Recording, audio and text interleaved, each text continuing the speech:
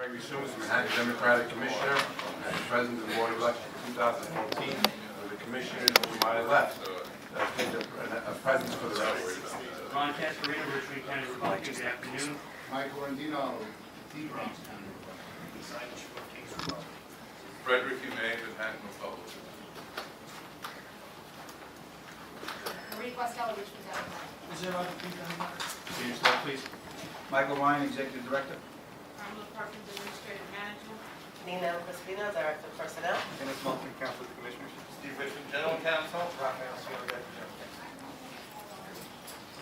Okay, the first item on the agenda is approval of the minutes from May 20, 2014. Has everybody seen them? Anybody want to move them? Anybody want to second them? All in favor? Anybody in favor? Aye. Anybody opposed or abstained? Same. Okay. Commissioner Michelle has joined us. Second item on the agenda is Michael J. Ryan. We're going to skip to, well, actually, 2A has been removed from the agenda, correct? Yes. Okay. So 2A is removed from the agenda. We'll go to 2C. On May 30th, I testified before the New York City Council, in a joint committee, Finance and Governmental Operations Committee, to give basically a summary testimony of our previously stated testimony for final consideration in the reconciliation budget between the executive budget and the budget that the City Council is going to reconcile. As I believe I have previously stated, but I'll say again, the Mayor's Office in their executive budget revised their appropriation, and for the first time in recent memory, we are receiving something approaching 100% of the funds that we would need for fiscal year, the upcoming fiscal year in 2015. That was a welcome change to the budgeting process, and we testified at the City Council thanking the administration for their recognition of making the funds available at the start of the fiscal year, as opposed to having us work in essentially a deficit spending environment for a third to almost half of the year. In any event, I'm not going to regale this meeting with the accomplishments that we have made over the intervening months, but we did discuss the various changes that have been made, all of which have been discussed on this record, and I'd be happy to expound on that if necessary, but I think our record here is replete with instances where we have made progress over the course of time. And that was repeated on at the budget hearing last week. If anyone has any questions with respect to what transpired at the budget hearing, I'd certainly be happy enough to answer any questions. If not, I will move on to agenda item 2D.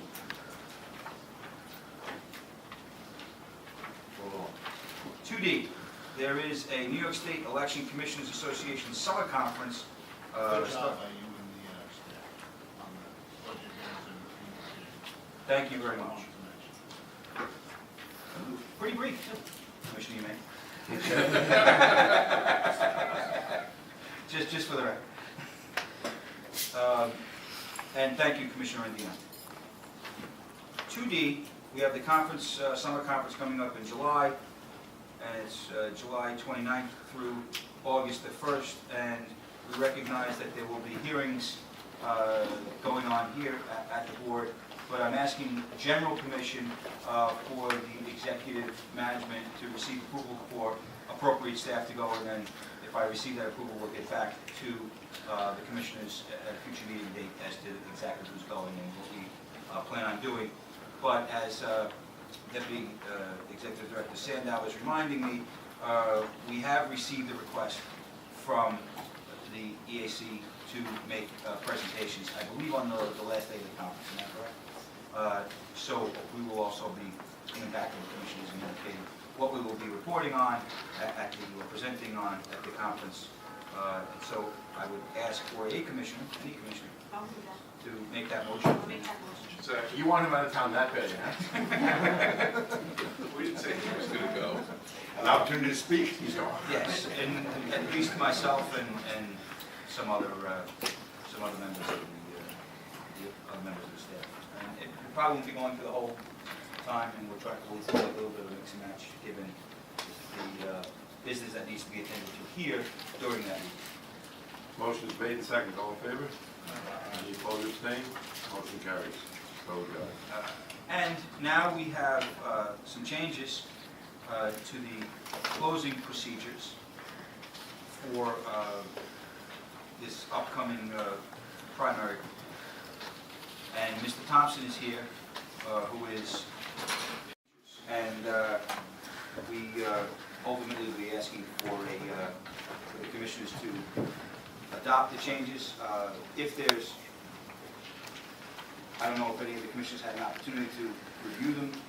If not, if there's going to be conversation on it, we'll certainly be happy enough to engage in that conversation prior to asking for a motion.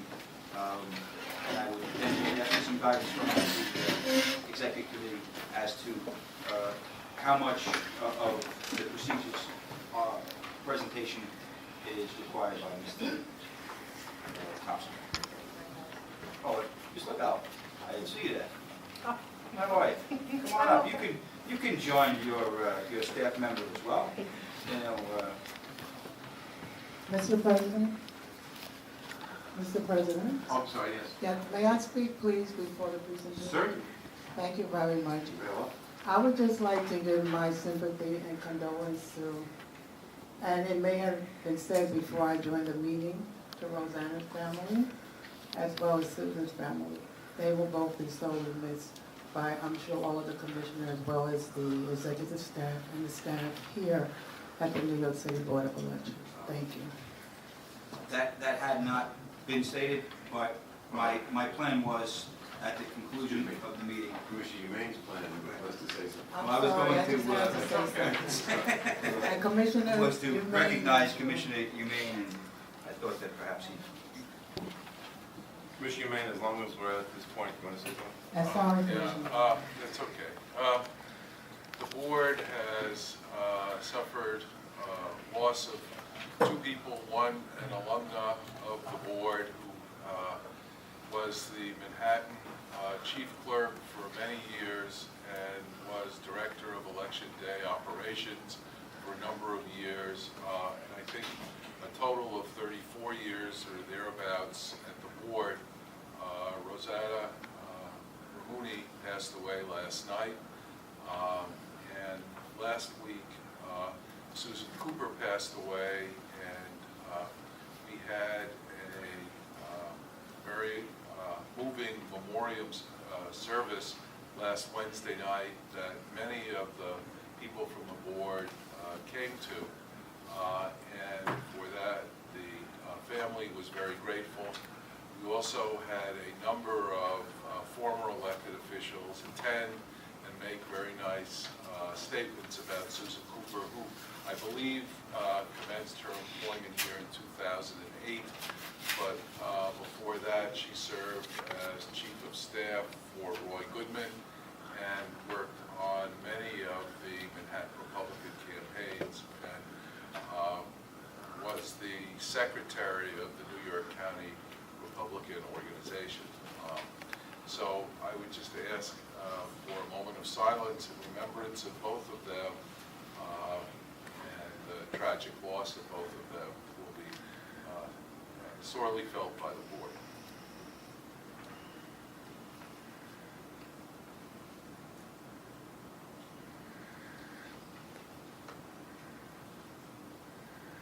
Thanks very much. Thank you. Mr. Ryan, back to you. Okay, we're now back at the procedures and the changes proposed to the closing procedures.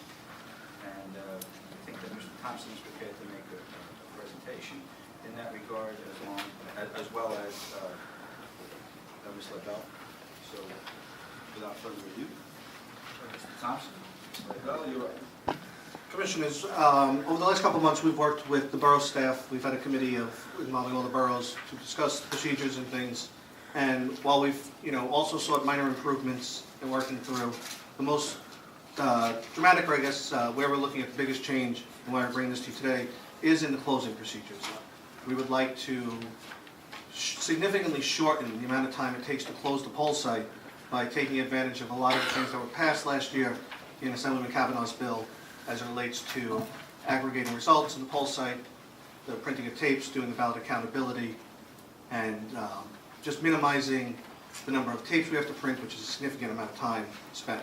Since we know, things like the PMD that goes in the yellow bag that we'll use for unofficial election night results, does not require a tape to travel with it because we don't use that PMD ever again. That PMD basically becomes dirty as part of, to be used for any part of the recanvass.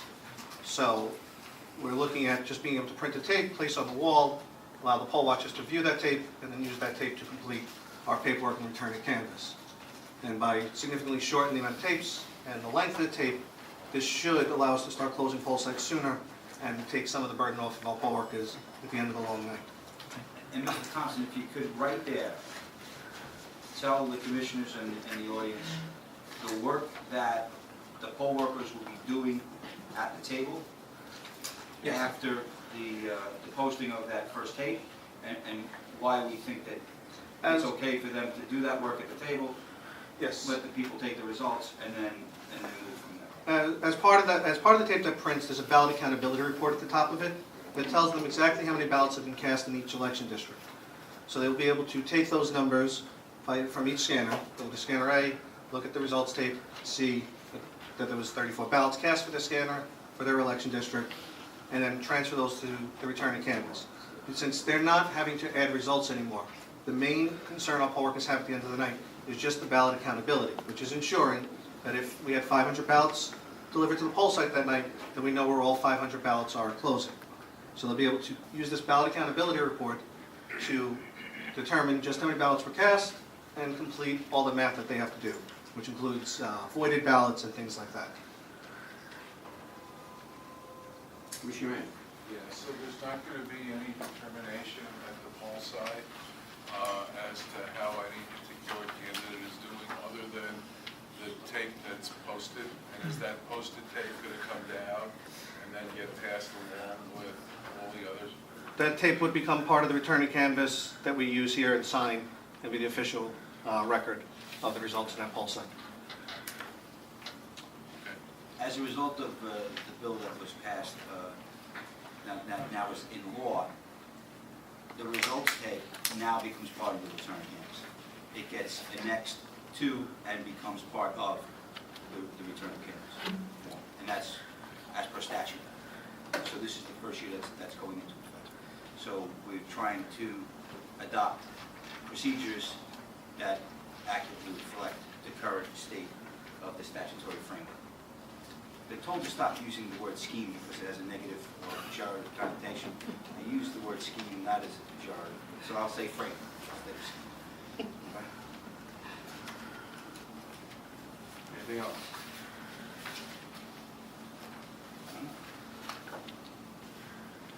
If they read their email, they did. Has everybody seen, the commission's seen this draft?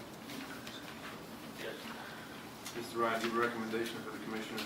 I recommend that the procedures be adopted. Anybody comment?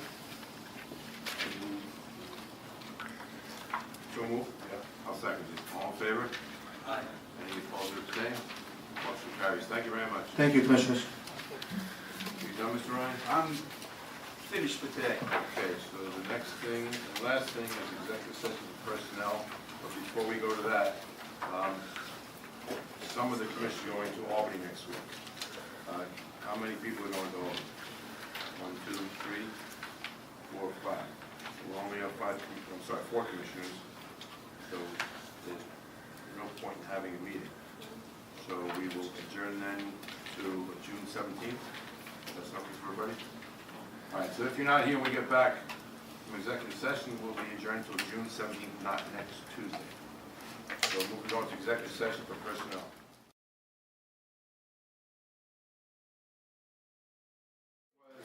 acting mayor was terminated as of today after a hearing. The second is that Reginald Stark, the voting machine technician in the United Borough office, was granted a 35-hour advance of time pursuant to in accordance with New York State rules and regulations. Yes, Nina has the exact, okay. Troy Johnson was granted 90-day extension pursuant to in accordance with New York State rules and regulations. Jerry Sullivan was promoted to the position vacated by John Ward at the outgoing salary of Mr. Ward. Marie Fabrizi was promoted to Mr. Sullivan's position at the outgoing salary of Mr. Sullivan. Let me see. Stephanie, can't read my own handwriting. Stephanie Volpe, replacing Rebecca DuPont. That's the outgoing salary effective June 8th. And Jeanette Brown was granted a 90-day extension of time pursuant to in accordance with New York State rules and regulations. Move to adjourn. All in favor? See you in 2 weeks.